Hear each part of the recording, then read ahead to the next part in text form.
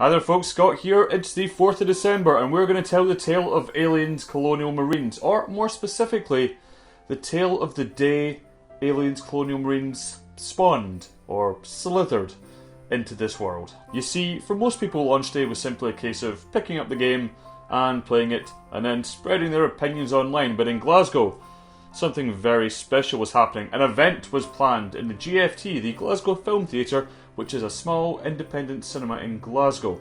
There was going to be a showing of Aliens on a 17mm print.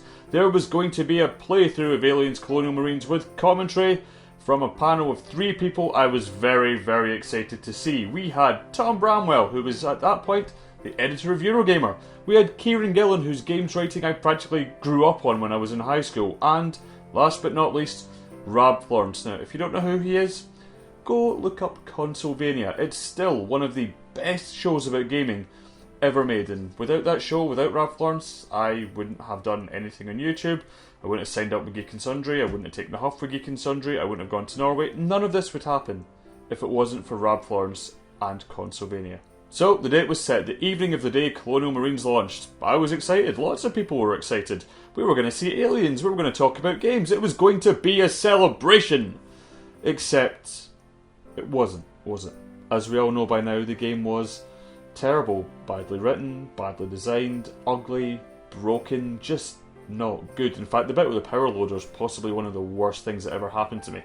And yet, we'd all bought tickets for this celebration. Why? Because the reviews were embargoed until the day of launch. None of us knew. Instead of bounding joyfully into that cinema, we traipsed in. I mean, sure, we were going to get to see aliens, and all of us were excited about seeing Kieran, Rab and Tom, but it wasn't going to be the celebration we thought it was, and I think Rab Florence's opening remarks for the panel summed up everything. As the panel sat and the audience quieted down, Rab spoke the immortal words. So what the fuck happened? We all know the story that followed. Lawsuits, accusations of outsourcing, Randy Pitchford joining Peter Molyneux in the Bollock Club. Luckily for all of us, Alien Isolation came out not long after, and it got the alien right, because here's the thing, everyone thinks Aliens the film is the perfect template for a first-person shooter. It's not. In most first-person shooters, you progress from A to B, you fight your way through, you dominate, you advance. In the film, almost every fight scene involves retreat, running away, trying to get the fuck away from the aliens.